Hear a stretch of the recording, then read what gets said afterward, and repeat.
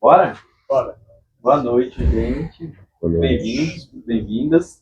É uma alegria receber aqui essa turma para ler Dois Carcarás, plaquete do Leandro Durazo, que a gente publicou no Círculo de Poemas. Gosto muito da poesia do Leandro, já conhecia antes, foi um prazer poder editá-la na coleção.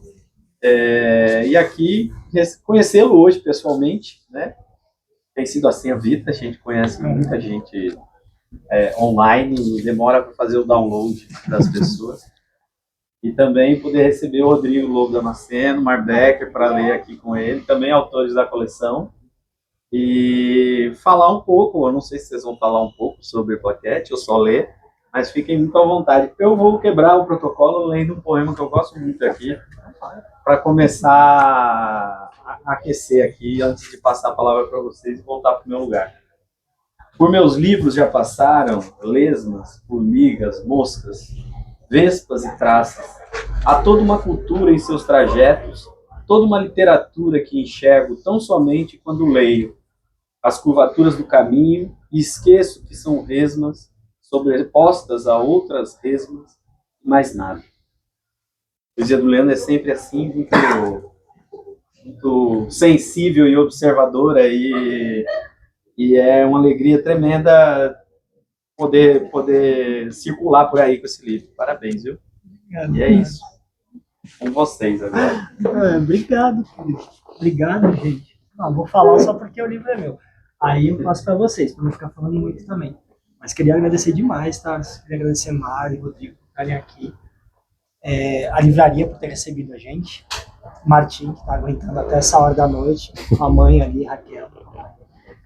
E os amigos que eu conhecia só de longe, estou conhecendo agora. Os amigos que eu já conhecia de perto vieram aqui, conseguiram encontrar esse espaço. Eu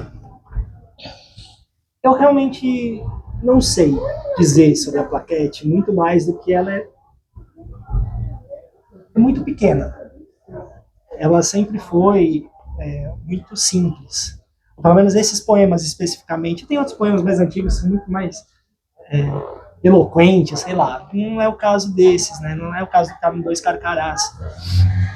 E eu acho que por ela ser assim, por eu ver, pelo menos, esses textos, esses poemas bem contidos, talvez eu não consiga nem identificar exatamente para onde eu estou indo com eles. Acho que essa é uma coisa desses textos, desse livro, dessa plaquete, é que eu fico ainda mais feliz, ainda mais agradecido pela leitura, pela edição, pela consideração com esse texto.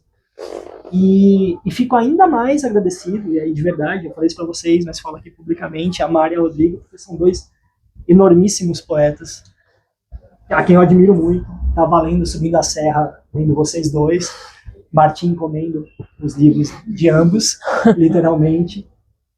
E fico feliz demais de estar com vocês aqui. E mais feliz ainda de saber que vocês vão ler também, seja lá o que eu tenho escrito. Então, obrigado, de verdade. Obrigado, Tarso, obrigado ao Círculo, obrigado a todo mundo que está aqui. E, sei lá, vou passar a palavra para a Mari. Vamos lá, então.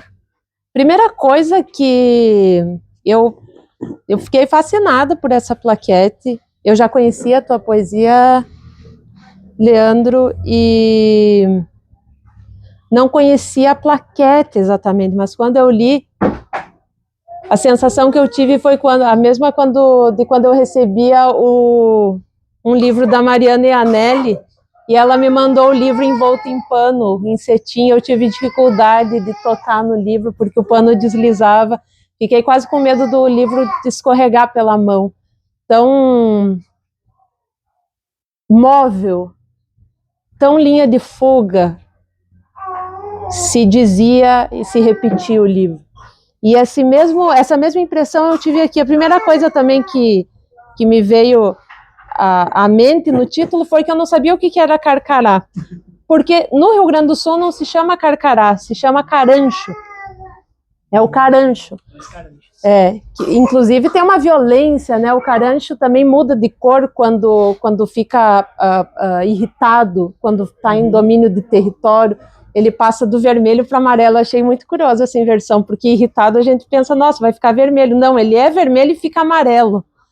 Então, toda essa sensação de deslizamento de uma coisa para outra, de intercâmbio entre as coisas, de intercâmbio entre uma palavra e a outra, foi o que eu fui encontrando aqui. De repente, tu cita Arapuã, que também não é um nome que me era familiar, eu conheço por outro nome. De repente surge o cavalo, como é que é? O cavalo do cão. O que é um cavalo do cão? Fui procurar e aí é uma espécie de vespa também.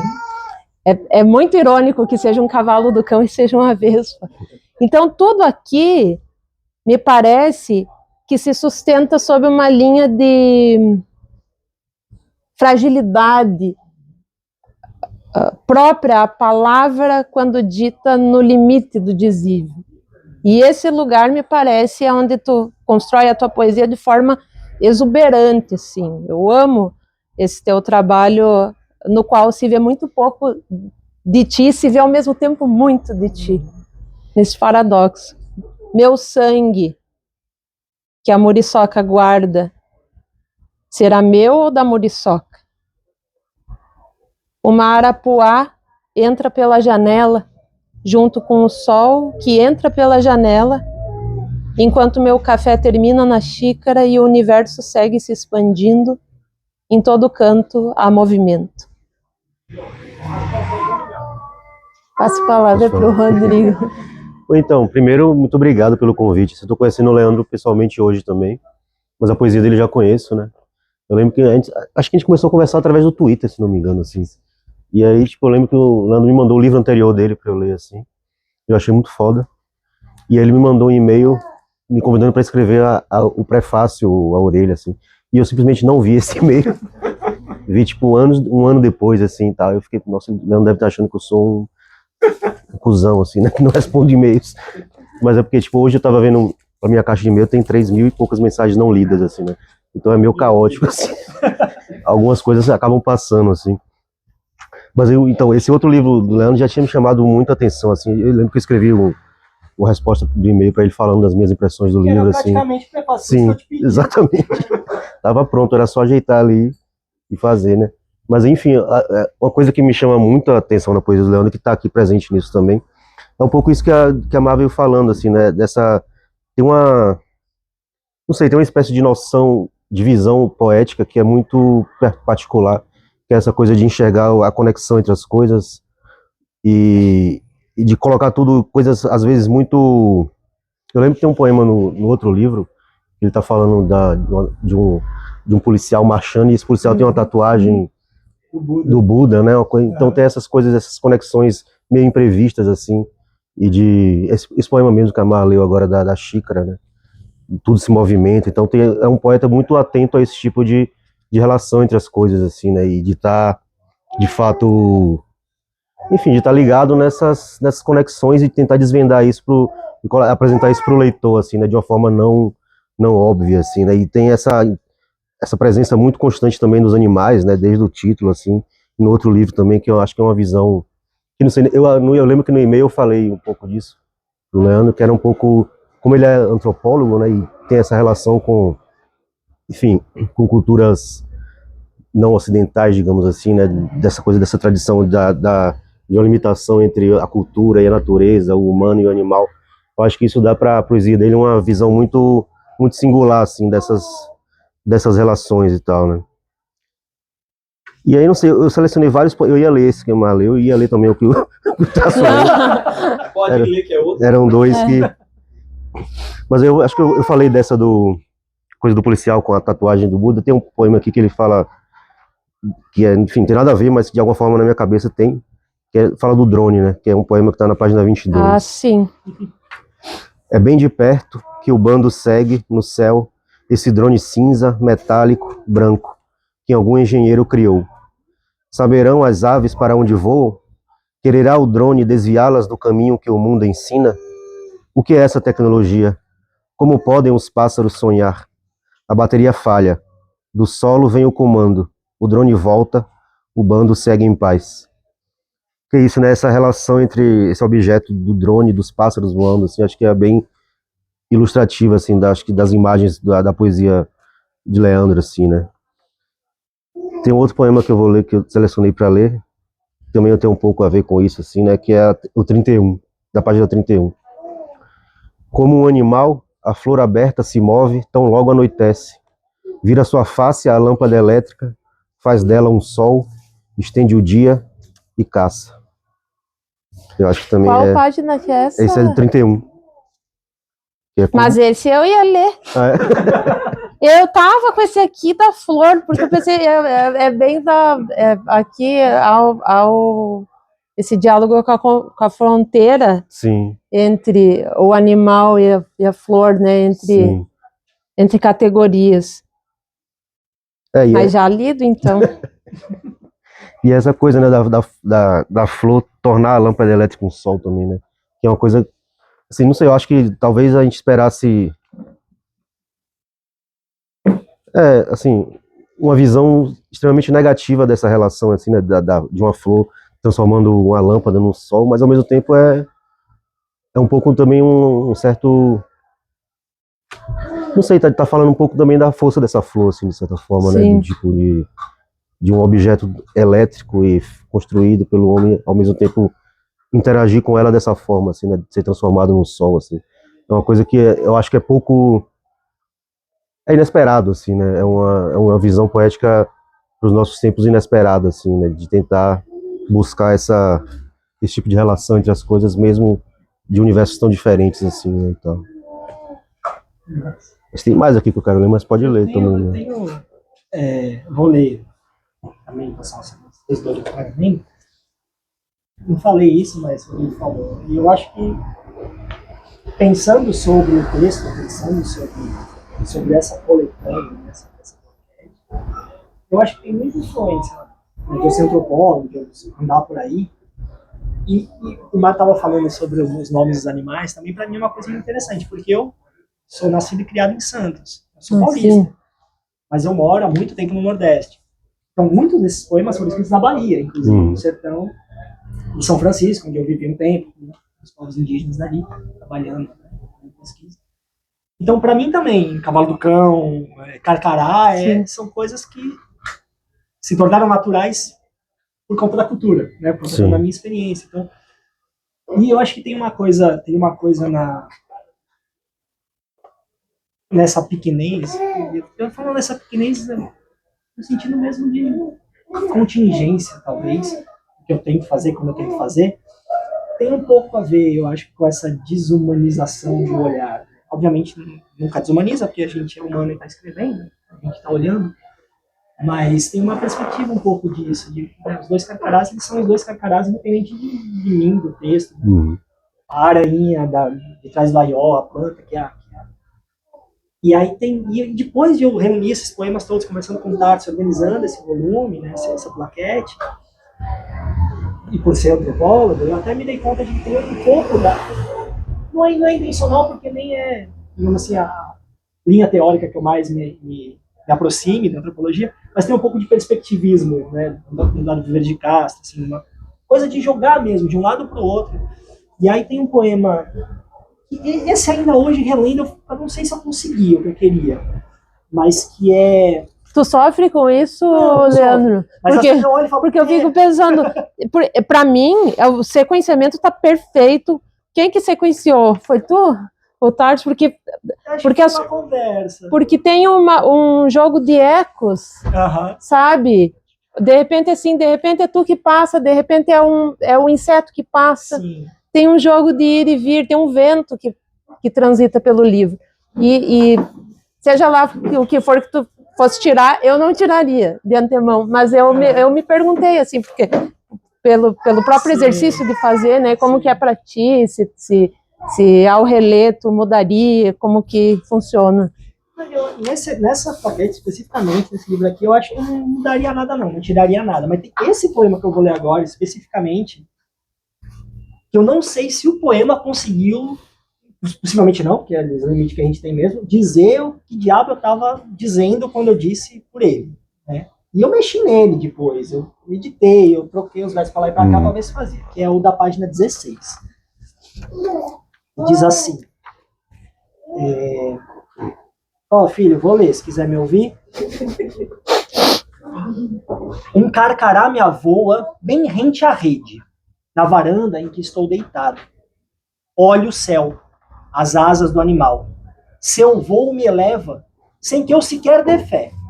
No peito, um vento assola a imensidão da terra em que me escoro, e sopra a imensidão ainda maior.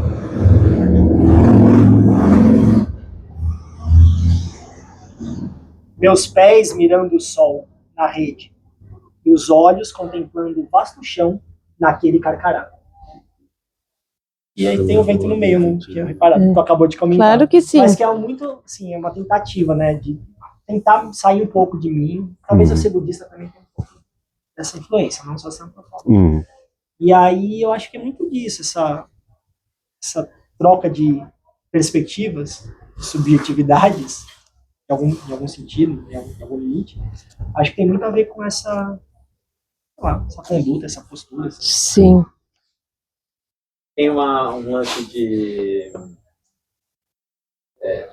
do conjunto do poema, igual quando a gente fala assim, o poema da paz de Natal e tal, e que não se resolve completamente. A gente está diante de tantos poemas independentes quanto de um poemão. Eu também vi, sabe que eu senti isso quando eu li, eu pensei, nossa, essa plaqueta é um grande poema, que poderia ser, e é as duas coisas. Agora, por exemplo, diante do que você faz no conjunto, né, da contenção, digamos, que é a marca da maior parte dos poemas, esse poema talvez te incomode de alguma maneira, porque ele vai soar no conjunto discursivo demais.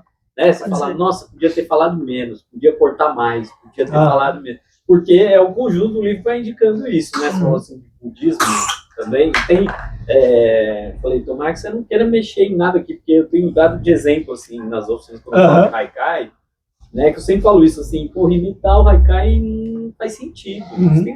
O que aquilo ensina?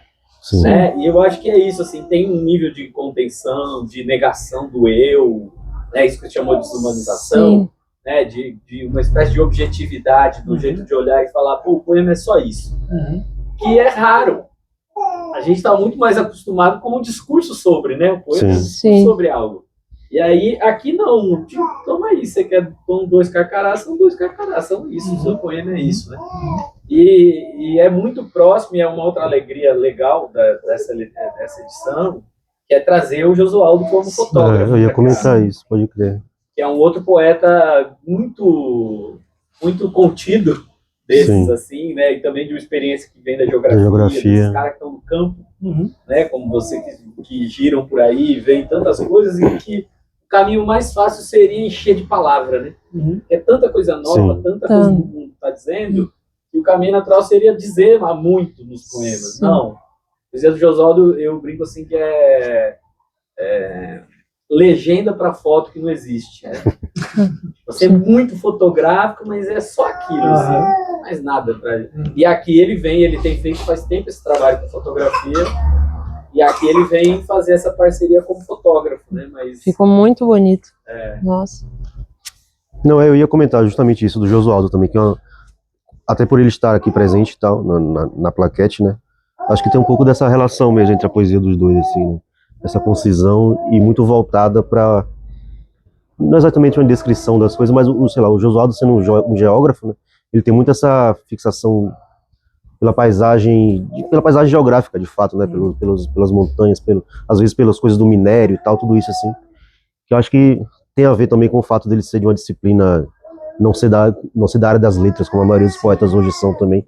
Eu acho que tem um pouco de, enfim, um pouco de relação com o que você faz também, assim, né, de entrar na poesia através de outro tipo de código, assim, de outro tipo de visão que às vezes se relação nos outros campos de conhecimento nos quais vocês circulam são mais fortes, assim, do que para a maioria dos poetas, assim, né, que às vezes são muito voltados de fato para o texto, assim, e partem sempre disso, assim, não, quase sempre disso, né, não de outras. Eu acho que tem talvez muito ou algo de uma coisa que eu conversei com o Mar esses tempos, que a mim me interessa muito, e eu acho que é a todo mundo, só que de formas específicas, que é esse manejo, essa potência da linguagem, né?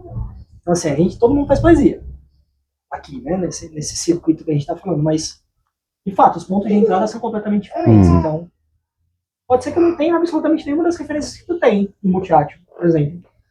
E não tem um monte delas mesmo. Tanto às vezes nem de repertório. Cara, o que tá falando aqui? Eu entendo que tá falando um monte de coisa que é referencial e tal, tem uma construção. Aí você tem que andar umas madrugadas por aqui. Não, então, aí, pois é, agora com o menininho eu acho que vai ser mais difícil. Mas tu sabe que mesmo sem entender tem um jogo que entra. Que eu falo, tá, Tem um jogo, tá. Aqui é tarde, noite, madrugada. Manhã e tarde.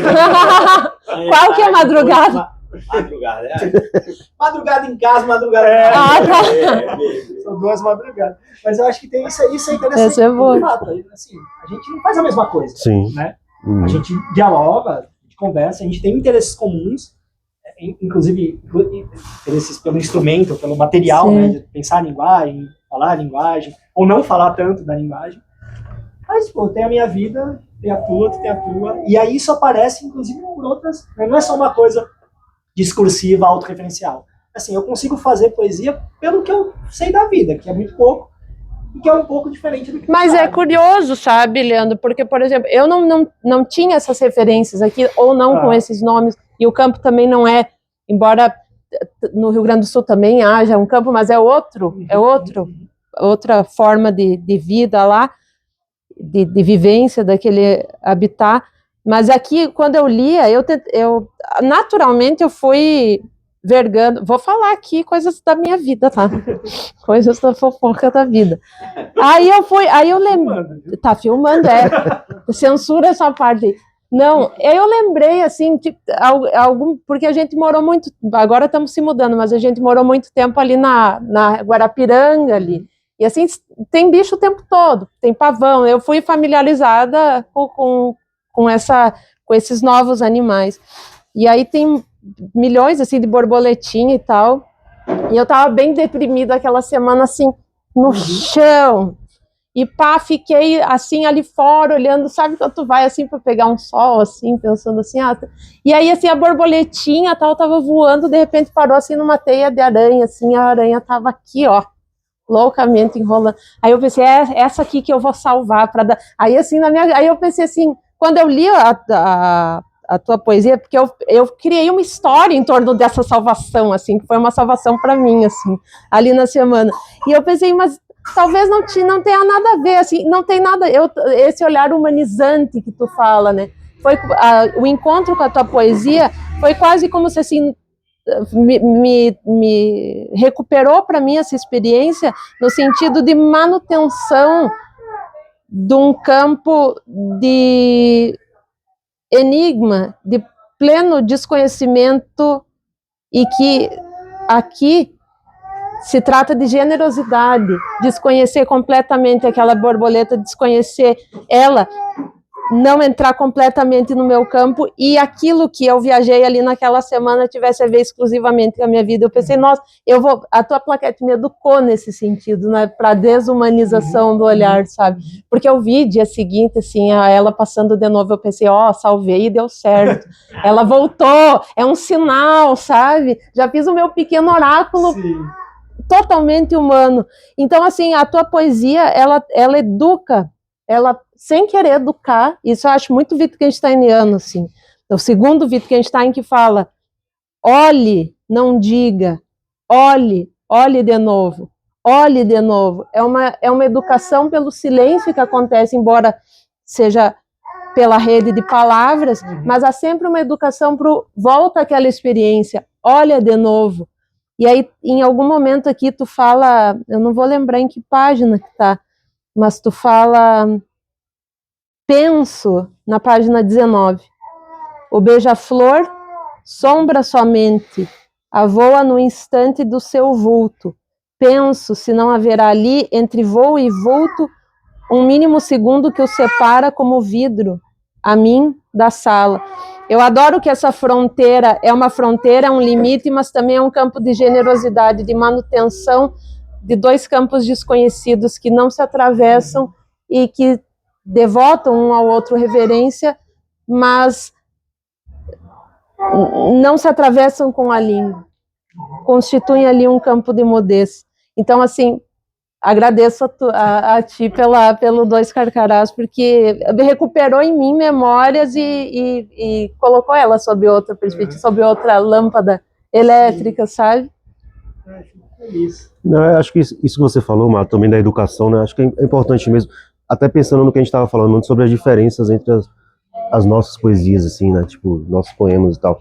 Porque é um pouco isso, né? Eu acho que a leitura da poesia é de fato, assim, a poesia que me interessa não é necessariamente a poesia que eu escrevo, assim, eu quero ler outras pessoas, a poesia que me interessa não é escrita por mim, né? É escrita por outras pessoas a partir de outras perspectivas, assim, né? Embora, obviamente, eu escreva minha poesia, enfim, tenha interesse nela enquanto eu tô escrevendo, mas não é uma coisa que eu vou ficar me relendo, assim, né? Tipo, eu quero ler coisas diferentes, quero através da poesia, justamente acessar coisas as quais eu não vou acessar escrevendo a minha, né? Então, quanto mais distinto também, às vezes, é mais interessante para o poeta ler isso, assim, né? E eu acho que é um pouco isso, essa educação, enfim, para usar o termo lá do Haroldo de Campos gostava, é educação de sentidos mesmo, assim, né? Através de outras perspectivas, de outras linguagens, de outras formas de entender a poesia, né? De outros usos que os poetas dão para a poesia, né? Eu acho que sei, para mim, enquanto leitor de poemas, na verdade, enquanto escritor de poemas também, o que me interessa é o que se distancia de mim, assim, né? Porque é ali que eu recebo outras visões e outras coisas que também vão enriquecer a minha própria escrita, assim, né? Então, acho que o Dois Carcarás, acho que me pega, assim como o livro anterior, assim, me pegam justamente muito por isso, assim, né? Porque, sei lá, são temas que para mim, enquanto autor, às vezes eu não vou a eles, mas enfim, mas que eles vêm a mim através da sua poesia, né? Então, quanto mais a gente vai abrindo esse leque, assim, acho que enfim, mais rica vai ficando a nossa experiência poética, assim, né? E o fato de estar aqui, enfim, com contemporâneos meus, assim, as pessoas da mesma geração, mesma idade, que fazem poesias totalmente diferentes, acho que é isso que importa, assim, né? E não necessariamente um sentimento de escola, de junção de coisas que vão no mesmo Sim. sentido, assim, né? Eu acho que isso é importante. Eu acho que isso é importantíssimo. No nosso caso aqui, especificamente, se deve muito ao ciclo de poemas. Sim. E esse processo, esse projeto, porque está colocando mesmo na roda coisas que... Bom, eu conhecia a tua poesia já de antes, a tua também. Sim. Mas a gente está entrando, de fato, no campo de diálogo, que eu acho que é muito, muito proveitoso. Sim. E eu acho que é uma coisa realmente interessante, né? Pensar a linguagem como instrumento, como um meio possível de fazer isso, de expandir a antropologia, a gente diria isso, né? Em outras áreas também, de expandir o repertório, referências culturais, referências de experiência. E aí, ambos também os poemas, vocês dois, para mim, são a mesma coisa. Eu leio muito e não tem absolutamente nada a ver comigo. Gosto muito, e cada um por um lado, né? Que vai uma por aqui, outro por ali. E eu acho que isso tem um potencial mesmo de, vou usar a tua palavra, de educação no sentido de ampliação de horizonte, né, de experiência.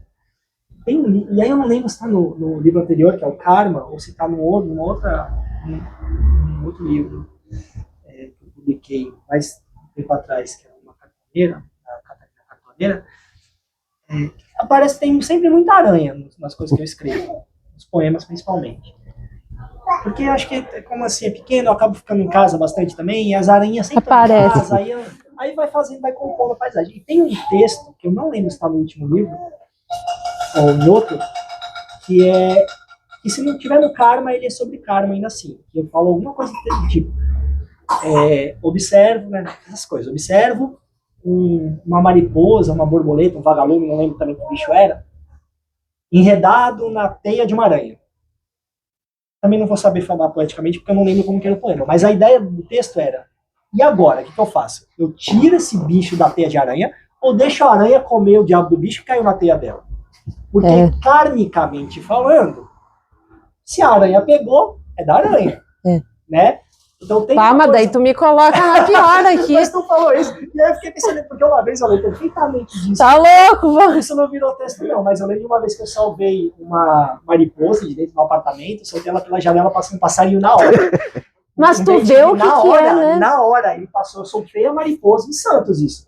Lá na casa dos meus pais. Morava em Santos ainda. Eu soltei na janela, saiu uma mariposa, passou um bem-te-vi, cara, raspando a janela assim, e levou a mariposa embora. E Porra, se eu deixar essa mariposa dentro do apartamento, ela tava viva por mais um tempinho, pelo menos. Então eu não sei, eu não sei. Mas eu acho, sabe que tem um progresso, tu estava falando de aranha aqui, tem um progresso de animais, de insetos no livro, em que a aranha aparece meio para o final, quando tudo jamais envereda para a escrita. Quando tu começa a falar, me parece, não sei, quando tu começa a falar sobre a escrita, e o último poema fala sobre o vazio indefinível da escrita, antes que alguém venha escrevê-la. Esse é o último poema. Eu sinto como se alguém tivesse começando assim, a desfiar os fios, sabe como uma aranha que tece? De repente começa a aparecer ali os fios da feitura do livro, em camadas, né? A rede, o espaço aqui ali doméstico, a xícara, a vivência cotidiana e ao final, não sei se é uma impressão equivocada, mas ao final eu sinto que tu começa a se debruçar aqui e ali sobre o fazer de livro, a escrita, e aí aparece a aranha como tecelã. Me veio assim na cabeça, nossa, tecelã texto, fazer texto, sabe? Eu fiquei apavorada que soube que vem do abdômen e tal, que é as teias da aranha, eu fiquei assim, essa foi outra coisa. Tem várias coisas assim que também trouxeram assim lembranças que me fizeram rir, sabe? Então é curioso isso, assim, porque vocês estavam falando agora há pouco dessa dimensão do encontro da poesia através de projetos como o da Círculo de Poemas. Eu tenho discutido bastante isso, a importância que seria que chegasse, inclusive mais dentro de escola, sabe, de expor, assim, a tua plaquete, eu dei aula por muito tempo, assim, eu gostaria de tivesse assim, dava aula de filosofia, mas sempre levava poesia para discutir filosofia. Gostava de fazer interface entre áreas também. Então, acho que é uma espécie de educação, sim, expor, voltar, ler o texto. Olha outra vez, olha mais atenta, diria Aildo. Olha de novo. Não lê exatamente, não lê com palavras, mas olha o campo que se abre, olha a janela que se abre com ele, tudo isso aqui aparece, sabe? E acho que é um desafio para a gente que escreve, não falar só com os nossos, sim, ampliar também para mais pessoas, né? Não sei como que vocês veem isso, assim, tô dando uma de Marília Gabriela, não sei como... Pegou. Não, né? Porque eu sempre me pergunto assim, será que a poesia para falar com quem não é leitor de poesia, exatamente? A tua poesia fala com quem lê poesia e fala com quem não lê poesia, porque fala do pequeno, também fala do que está muito à mão, fala do que está muito acessível, né? São referências que tu vê, eu mesmo se não lesse, eu teria, eu consigo chegar. Então, é uma coisa sobre a qual eu tenho me debruçado bastante, assim, e que tem surgido com inquietude para mim, porque a ideia seria, assim, ampliar um pouco a leitura de poesia nesse sentido, né? Podem falar, o que vocês acham? Pode começar. Não, é engraçado que, vou complementar a Maria Gabriela, é engraçado porque como você fala assim, a poesia que ensina, né? Tipo, tem uma pedagogia do poema, assim, de aprender enquanto lê, aprender a olhar de modo diferente para as coisas, que seja, né? Ou olhar para a linguagem, ou através da linguagem de modo diferente. E depois fala de que essa poesia consegue falar com mais gente, que é uma poesia que funcionaria para fazer discutir. Claro. Mas em nenhum momento é uma poesia que é didática, no mau sentido que a gente usa normalmente, ou que muitos poetas fazem quando querem chegar em mais gente, que é ser um didatismo, assim, não, eu tenho que baixar a intensidade da linguagem, porque isso vai abrir portas para o leitor, sim, né? Não faz isso, né? É uma arte fina essa, de manter essa densidade de linguagem e ao mesmo tempo ter essa amplitude, né? É interessante isso, porque eu, no geral, sou muito chato para tudo. Só que quando eu começo a falar sobre as coisas, eu fico mais gentil. Mas, então, isso, por exemplo, tem certas formas de manejar a linguagem que são, de fato, mais didáticas, no sentido de baixar a complexidade da linguagem para chegar mais público. E funciona. Em muitas situações funciona, em muitas situações abre campo mesmo para público, para outras leituras, até para transmitir coisas que uma linguagem mais complexa não consegue. Então é interessante isso, pensar que são formas diferentes de alcançar um pouco essa circulação. E aí talvez tenha uma coisa aproximada disso, de pensar o campo, para além do campo editorial, literário, propriamente dito, que a gente está agora, né, aqui, os outros campos que as pessoas que escrevem, leem, circulam. Eu falei isso para Tarso já, quando a gente estava conversando sobre a plaquete. Eu ando muito pouco dentro do meio da literatura, digamos assim, nos últimos anos. Não tenho participado de muita coisa, não tenho mal conversado, não tenho mal lido, né? Assim, coisas, vida, trabalho, sabe como é. Então, a linguagem ela acaba servindo justamente de um meio para expressar umas, talvez, questões que não são necessariamente a complexificação da linguagem, mas que pode vir por uma linguagem complexa, ao mesmo tempo, sei lá, atrativa o suficiente para chegar em quem não seja necessariamente leitor de poesia. Sim. Isso só para dizer que isso é uma coisa que, por exemplo, pode acontecer simultaneamente a um momento em que pessoas, outros textos estão sendo mais didáticos, estão sendo mais pensados para alcançar um outro público. E talvez essa seja uma das grandes potências da linguagem, voltando para a nossa conversa de umas semanas atrás. Sei lá, as pessoas pegam a linguagem, porque todo mundo fala, todo mundo domina a linguagem, né? Não necessariamente literária, mas, né, todo mundo tem lá a sua... Uma das coisas que eu, ser antropólogo, eu acho que me ser antropólogo no sentido de ter um pouco desse tato, desse trabalho, enfim, desse ofício, de estar lendo, fazendo entrevista, indo para campo, lendo etnografia, vendo a fala do povo, a fala não literária do povo. Às vezes eu pego umas literaturas contemporâneas, ou antigas, ou seja lá o que for, e falo, pô, mas Dona Socorro me fala muito mais interessante sobre isso do que o que está numa literatura, né, que é pensada literariamente para falar sobre aquilo que Dona Socorro vive. E aí, eu acho que é isso. Tem uma coisa da linguagem que ela é escorregadia também, né? Ela não é domínio dos editores, do mercado literário, dos poetas, dos leitores de poesia também, né? Não é domínio de ninguém.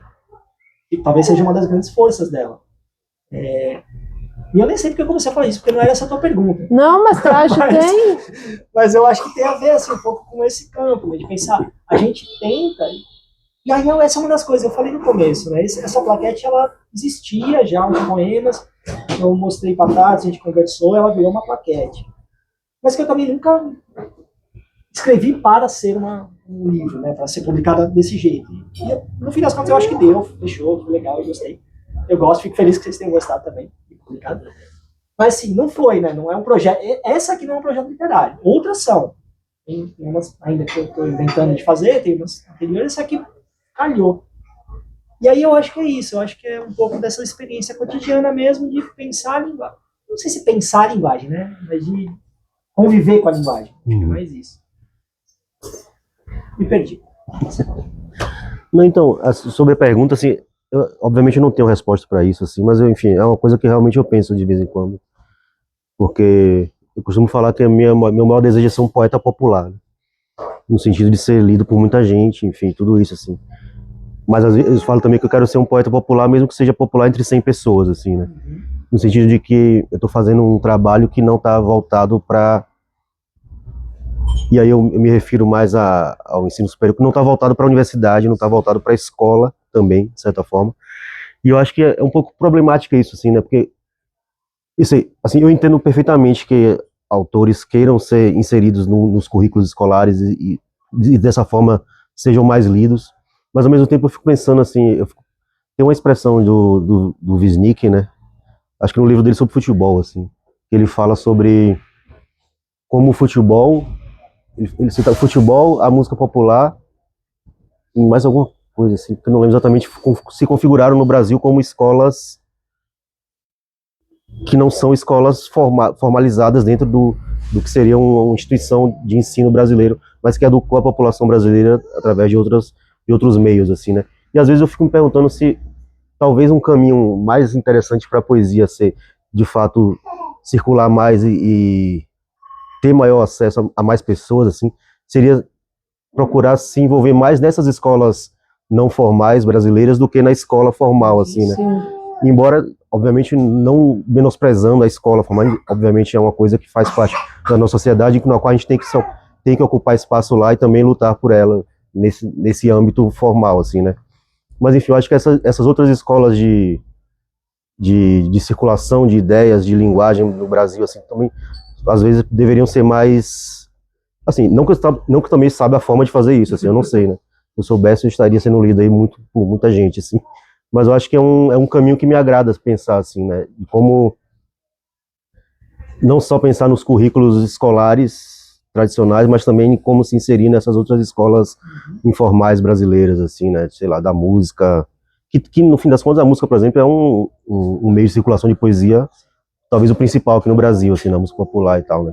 Embora, enfim, isso não se envolva necessariamente com a poesia do livro, às vezes sim também, né? Que a gente tem uma tradição de autores dessa tradição da poesia escrita e publicada em livros que também circularam na canção e tudo isso, assim, né? Mas eu acho que tem um pouco isso, assim, eu não sei exatamente, eu tenho uma certa dificuldade em imaginar, por exemplo, a minha poesia na escola, assim. Eu acho que ela tem não sei, assim, eu não sei se ela circularia facilmente na escola, assim, até por uma questão sei lá, de linguagem e até de vocabulário, assim, eu acho que é meio, enfim, não sei. Mas eu acho que é isso, respondendo a pergunta da Mar, eu acho que, enfim, cada vez mais eu penso nessas escolas informais mesmo, essas escolas, assim.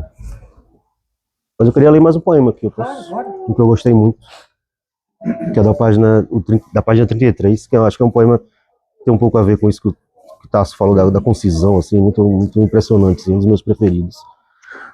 Animal, nas ranhuras do tempo, eu me arrasto, nem garras, nem gana, nem penas. Fado, e um certo medo que toda a vida extingue. Esse é muito bom. E a ponte entre esse animal nas ranhuras do tempo e o animal de Adidas? O bicho de Adidas. São representações também. Mas sabe, você falou uma coisa. Eu falo que eu vou ficar quieto, mas eu. Olha aí! Porque a gente edita tão sozinho os livros, não tem a hora de poder conversar, né? Só não tá sentado aqui porque não quer. Não, vai ficar aqui, né? Falou uma coisa que é muito interessante, ampliando esse conceito de público da poesia para além da universidade, dos prêmios, da recepção que a poesia já tem para uma outra recepção. O Ricardo Aleixo fala uma coisa muito interessante, que ele fala que ele aprendeu a poesia concreta ouvindo rádio, jogo de futebol no rádio. E que ali que ele já tinha pego aquilo, de que aquilo tudo aquilo que os poetas estão buscando, o narrador do jogo de futebol já fazia.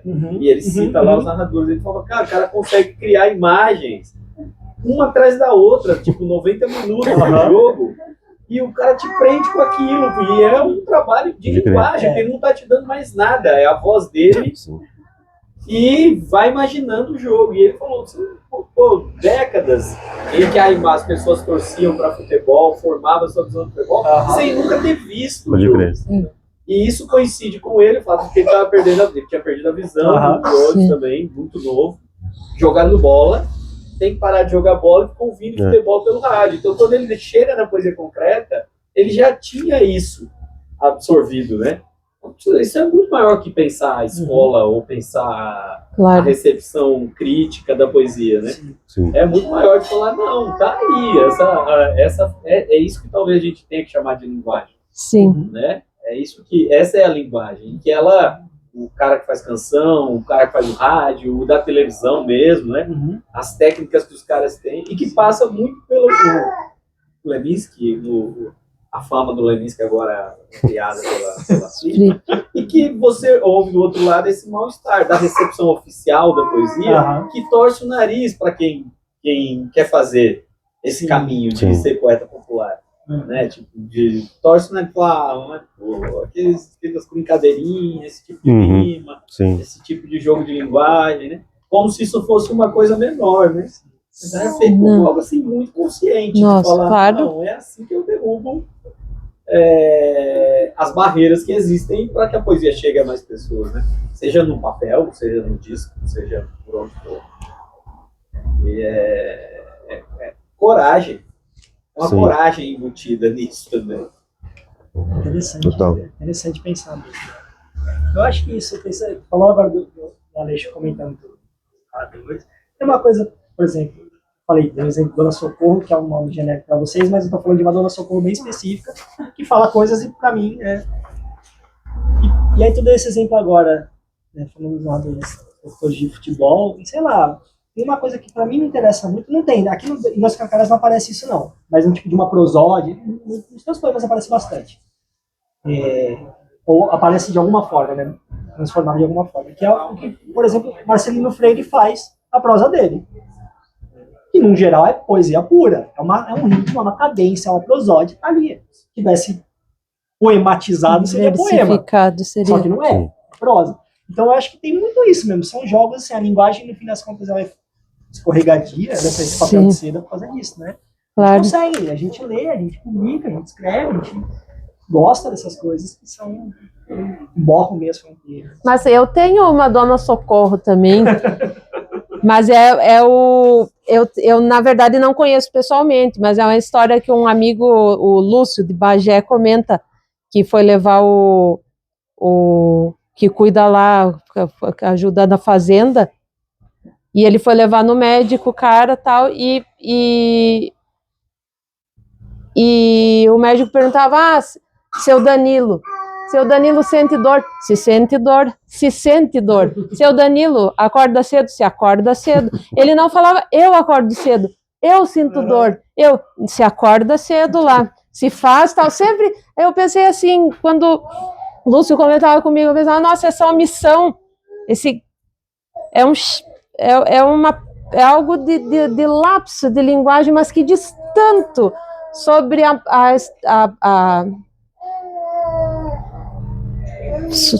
sobre a graciosa modéstia de conversar com o seu Danilo, sabe? O quanto que isso diz, e o quanto que diz também, aí se poderia viajar para mais longe ainda, dos charruas que viviam lá, e da língua que se falava, e dos poucos registros que se tem dessa língua, mas que se sabe que se falava muito baixo, muito soprado, que era uma língua mais irmã do vento do que da voz, assim, um pouquinho mais para lá no conjunto das coisas do que para cá. Então é esse tipo também de Socorro, de seu Danilo, de essas figuras que eu sinto que vão aparecendo aqui ali no poema, vão aparecendo aqui e que comportam a linguagem como vida, comportam a linguagem como coisa viva. Esses dias por causa desse negócio aí da Flip, fala aqui, fala ali, parará, de entrevista, de não sei o que, aí a guria me perguntou assim, quais são as tuas referências bibliográficas e tal.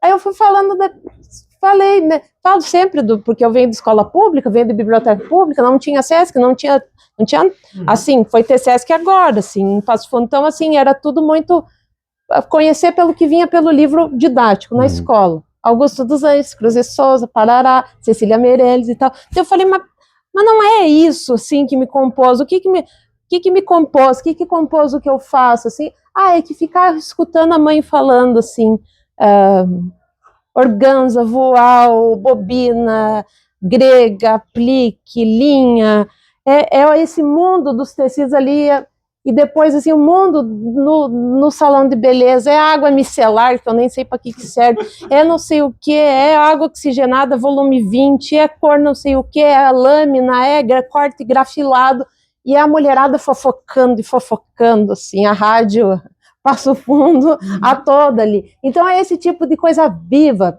No caso, assim, eu sinto que tu também bebe, sabe, Rodrigo, desse lugar do profundamente vivo. E eu acho que é isso que universaliza também, sabe? Sem se querer universalizar, sem se querer ser popular, mas tu acaba sendo, porque tu bebe desse caldo todo, assim. Então eu falei, mas daí eu falei assim, mas vem cá, não é a bibliografia, é a biografia. Vamos falar das coisas que rescaldam, assim, na coisa viva com a qual se faz escrita. E é essa coisa viva que eu sinto na tua escrita também, sabe?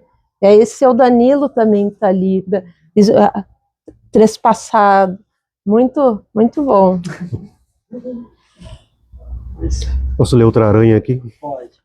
Depois eu vou ler. Depois eu também quero É ler. na página 20. Bato meu cachimbo no terrário que serve de vaso às espadas de São Jorge. De seu meio, uma aranha parte em franca disparada pelos ladrilhos da varanda.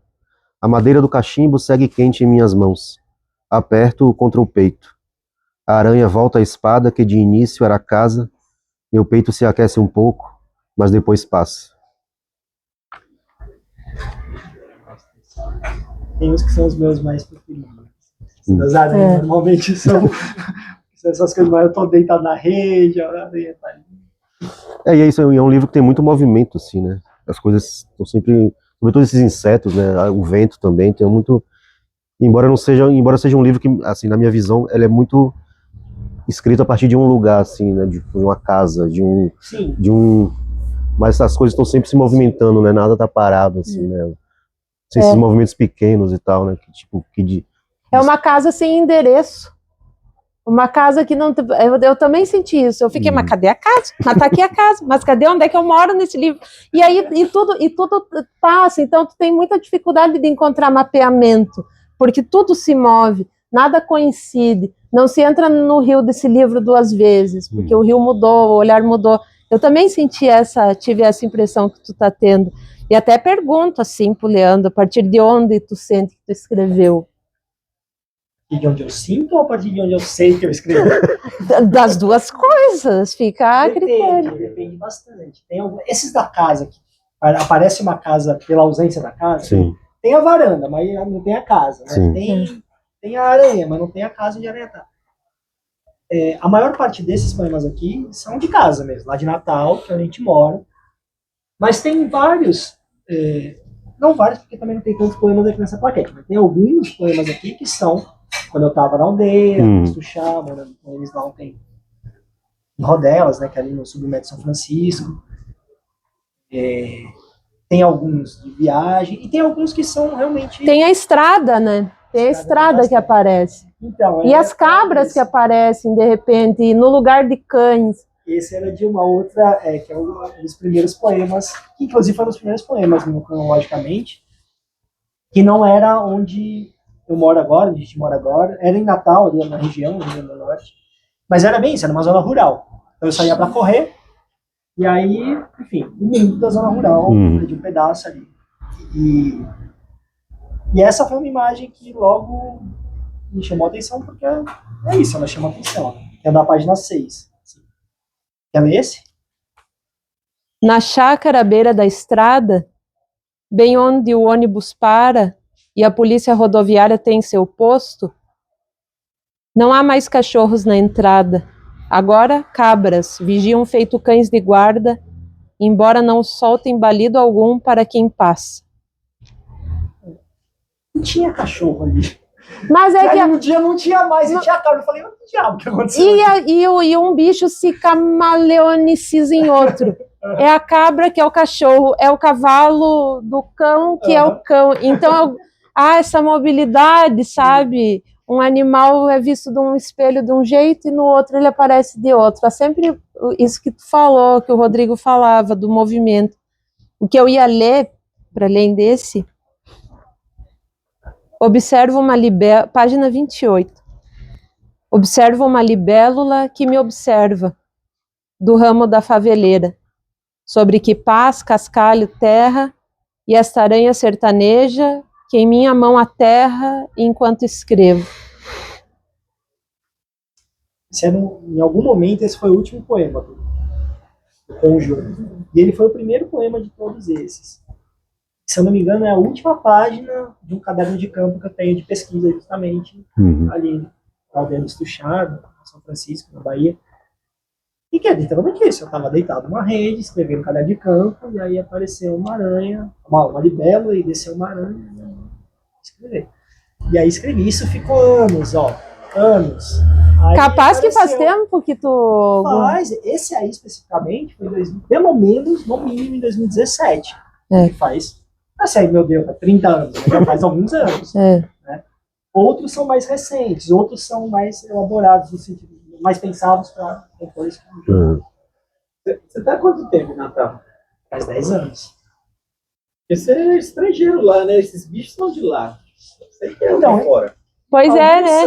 Alguns são da Bahia, alguns são da Paraíba, apesar de não aparecerem muito aqui nesses textos, mas eu sou total estrangeiro. Meu filho é de lá, é companheiro da Paraíba. Eu moro em Natal, então, já faz 10 anos. Então eu começo a ter um pouquinho de direito, né, de Dizer que estar radicado ali. Mas são totalmente, foi o que eu falei, são totalmente estrangeiros para mim. Se perguntar para os meus pais o que é Cavalo do Cão, só Deus sabe. Né? Arapuá, cara, minha mãe perguntou. eles são de Santos? São, eu nasci e cresci em Santos. Minha família continua em Santos. E aí minha mãe, eu dei esse livro para ela agora, né? Cheguei essa semana lá para visitá-los. Minha mãe falou, por que dois carcarás? Eu falei, dois carcarás. Enfim, expliquei porque eu sabia que ela não sabia, porque não é carcará em Santos também. Sim. Mas para mim já é tão, tanto por eu estar 10 anos, mesmo sendo estrangeiro, quanto por estar circulando um pouco. E aí tem um poema que é um dos poemas, é um dos textos que ele é meio fictício. A maioria não é. Mas esse é meio fictício. Tipo, deixa eu pensar aqui, né? Que é o da página 24. Que eu digo o seguinte. Eu ou alguém diz, né? As linhas do mapa se me embaralham à vista. Andei por lá, entre essas linhas. Reconheço abaixo de Zé Guiné a estrada que desce sentido ao rio. Sei que mais a leste, como quem vai para a cerimônia, há uma aldeinha feliz, um pouco mais de 10 famílias. Às vezes falta água, mas o céu é um manto estrelado que brilha quase toda noite, até quando a água cai. Há maretas ruminando o dia a dia, ecoando a voz das marés para onde corre o rio, o mar. Há balidos, zurros, cismas, de humanos e outros tantos que os ultrapassam. As linhas do mapa não os captam. Mas esse é justamente um bricolagem de várias coisas. Diferente do da 25, que eu gosto também, queria ler aqui, que é um pouco do que o Rodrigo falou logo no começo. Essa tensão entre o que é natural e o que é humano. E tem um outro também que você, acho que se confunde um papel de chocolate com... Sim, tem. Com a menina, não é o da menina, da harmoniosa. É esse que tu vai ler. Mas tem, deixa eu ver qual que é o outro, e aí a gente... É da 18. 18? Deixa eu ler da 25 e depois vou para 18. Na página 25. O arranha-céu impede a garça de voar por uma colina. Contorna a cidade. A menina que a observa, parada à janela do prédio, binóculo em punho, sorriso rasgado na cara, julga ser bonita e harmoniosa a natureza. Esse aqui é totalmente fictício. Esse aqui sou eu, ó. Essa aqui sou eu com a borboletinha lá, ó. Achando que é bonita e harmoniosa. Salvei, pá. Né? É fictício, mas não é irreal, né? Exatamente. Uhum. Esse aí que é o lance, viu? Real pra caralho. 18, né? 18. Quer ler, Rodrigo? Pode ler, mano. Asas se agitam. Ouço, conforme ganho o terreno, desfazendo o sono do amanhecer. A moita se agita em fúria, tenso a rodeio. E eis que me sai do canteiro de plantas ornamentais, crestadas pelo sol, uma embalagem de chocolate voando como se ave. Metafísica plena, no raiar de minha alvorada. Aqui vi até um eco do come chocolates. Não, das poucas referências. Mas não precisa dar referência. Eu porque surge. Mas não o poema. Eu adoro porque quando tu fala, a gente nem comentou da música da tua escrita, porque da musicalidade, porque sempre aparece os R's assim aterrando, sempre puxão a rodeio. Essa foi outra característica também que eu notei, a ave, as coisas da ave, né, já tomando um ar de sopro também. Então esse é um trabalho fino também que salta aos olhos e aos ouvidos assim de quem lê. Muito bonito. feliz, porque se o Rodrigo será e é um poeta popular, eu escrevo porque eu não sei fazer música, eu não sei cantar. Toda vez que eu escrevo alguma coisa é isso. Assim. Tanto que minhas referências, as referências literárias, minhas influências, acho que são sempre muito mais da música, inclusive, do que da própria literatura. Apesar de conhecer literatura, de ler também, poesia, né? E a Dona Socorro e o seu Danilo do mundo, né? Que é a musicalidade mesmo da linguagem. Eu acho que é o que mais me interessa, mais do que as imagens, embora as imagens tenham sua potência, tenham o seu lugar e tenham seus privilégios em determinadas escritas. Né? Para mim é muito a sonoridade, a musicalidade da fala, né? Do texto. E outra coisa que eu ia te perguntar, essa é uma pergunta que me veio depois de ler o todo, porque há uma, vou usar perspectiva aqui, porque me falta outra palavra, mas há um lugar desde onde tu escreve esses poemas, que é um lugar de contemplação. Isso é proposital? Ou esse é teu modo de escrever? É proposital para essa plaquete, assim? Porque por isso me espanta um pouco que tu fala da diferença temporal dos poemas, porque o lugar desde onde há essa escrita é um lugar de contemplação, assim. Um lugar...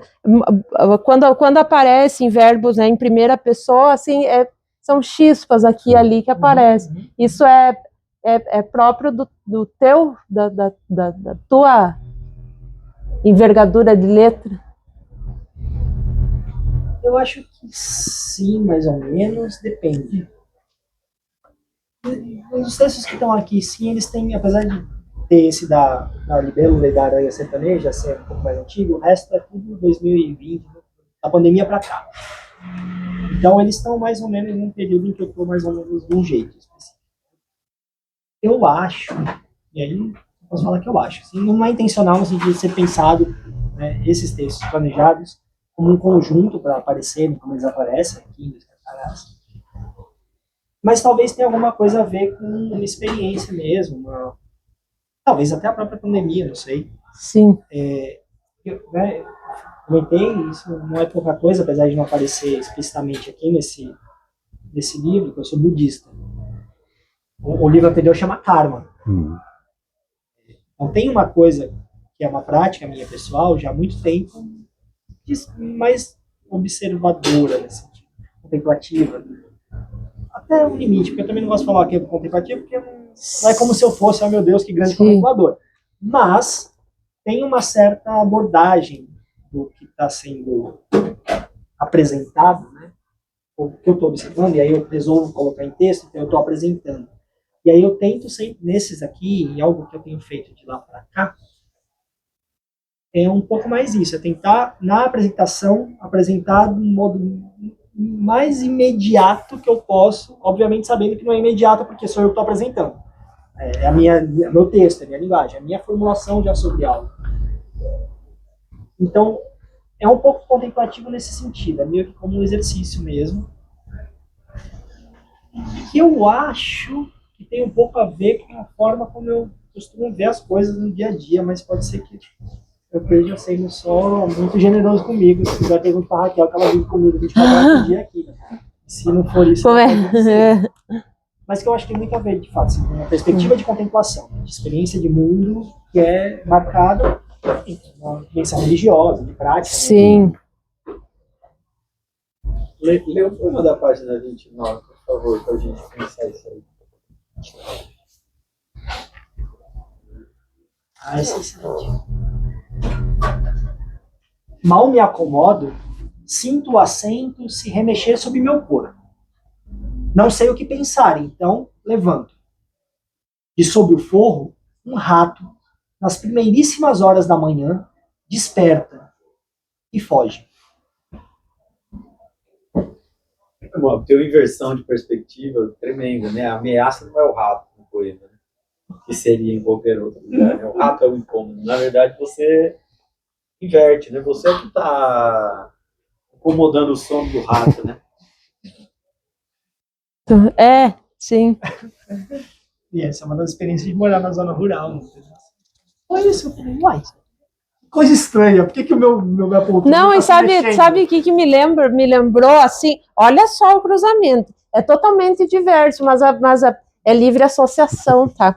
É livre associação. Tem aquele poema que eu adoro do Fabiano Calisto, em que ele fala da mijadinha. Tu Nas lembra, primeiras Rodrigo? horas da manhã. uma Nas coisa assim, primeiras né? horas da manhã, ainda enovelado pelo sono. Então, assim, de repente tu sente, assim, tem um onirismo naquela manhã, assim, tudo Pode crer. vindo com certa luz e tal, e de repente é a mijadinha que aparece. E aqui eu, nossa, como o assento, não sei o que pensar, então levando. Eu tô te acompanhando pela manhã. Sob o fogo, um rato. Aí, de repente, corta aquela manhã. Mas não corta mesmo, né? Nas primeiríssimas horas da manhã, tu fala primeiríssimas, então há essa aurora ali presente, e esse rato ao mesmo tempo que corta, que fratura o, o que seria assim o sublime, tu aterra novamente a experiência dentro do poema. Então há esses deslocamentos que o Rodrigo falava antes, assim, a cabra e a polícia, e o tempo todo isso acontece, assim. Aí a cabeça né, que faz eu lembrei exatamente desse poema, que eu adoro também, Pode crer. do xixi da manhã, assim. Esse da página 30 também, acho que é interessante porque ele é curtinho assim, né, mas acho que tem uma música nele que assim, que eu acho que é: no enorme vaso que guarda as águas que as gatas bebem, a mariposa nada.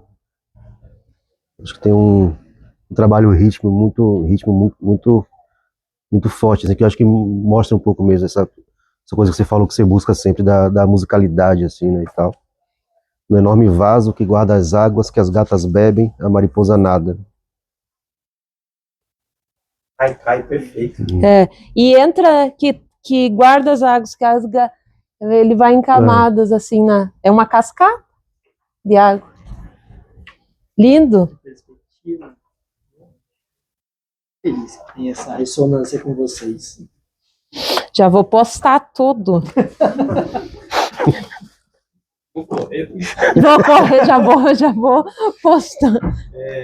Vamos fazer mais uma rodada de leitura, mais alguns, e a gente já faz uma hora para ficar conversando. Bora, Dá tempo não. do Leandro autografar para quem quiser for comprar. Boa. E já o chefinho ali seguindo essa conversa. Ixi, agora dormiu de novo.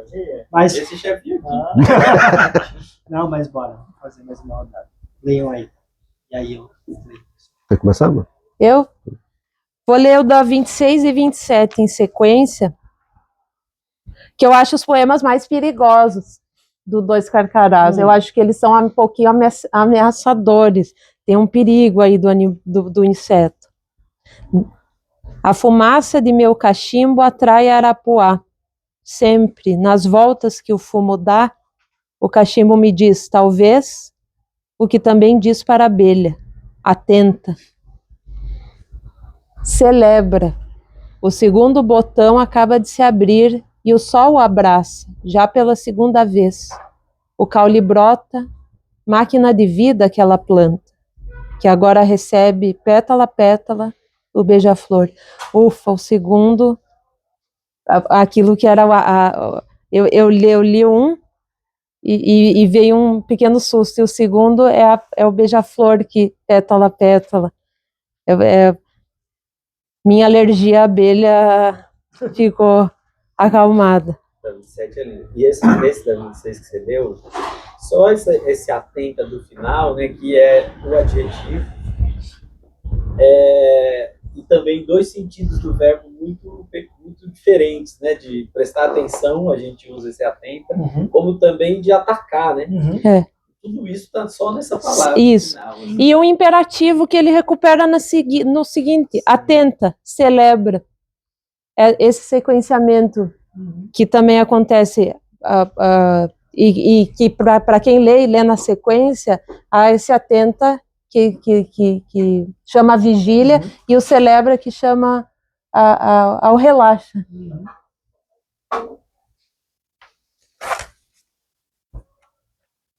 A gente já leu o primeiro, né? Não. Não? Não.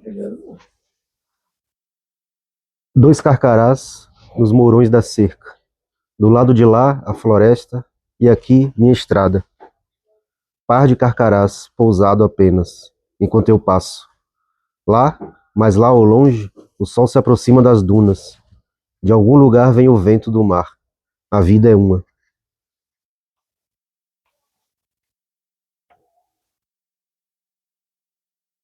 Vou ler também o da página 7, acho que a gente não leu isso. De um morcego. Não, não. O minúsculo morcego se agita à tardinha, que é agora. Dá seu rasante sob as copas cheias de jasmim e notas de umburana, como quem louvasse o fim da tarde. Percebo a tempo.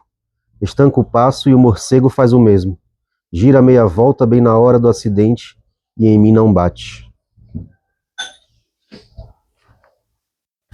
Vou ler da página 13 e aí vou ler o último. Foi só citado, não li. Na página 13. Que é um dos maiores. Sim. Significa muita coisa porque ele também é pequenininho. Uma libélula me invade a casa. É a gata que me alerta. Enquanto a companheira dorme, embora já desperta hoje mais cedo, quando a outra gata nos pôs medo ao rosnar no quarto adentro. Da cenoura que recolho da quitanda, cai um escorpião, que eu vejo andar pelo gradil de outros legumes. Cães e gatos, galos e outras aves, araras, colorem o pensamento. Mesmo temendo as asas afoitas da libélula em fuga, o açoite do escorpião, que a ninguém pica, e o olhar de ódio da gatinha que talvez tivesse apenas acordado a um pesadelo. E por fim, da página 34, que é o último. Que aí tem uma coisa que a gente poderia abrir uma outra mesa, não vai ser hoje, que é, pode até ser a aranha escrita e a tecelã, Claro. mas Essa é a minha tese. o bicho da último poema não é aranha. É pela página que passa a traça, sem saber que nela escrevo, e sobre ela me debruço. Como se tudo fosse o mesmo. Berço, traça, o vazio indefinível da escrita, antes que alguém venha escrevê-la. Não é aranha, é traço. Não é a tecelã, é o contrário. É a destecelã. Olha só. Tu sabe que eu descobri, eu até salvei aqui, porque eu tenho no meu WhatsApp, eu fico salvando notícias sobre insetos, animais e planetas o tempo todo.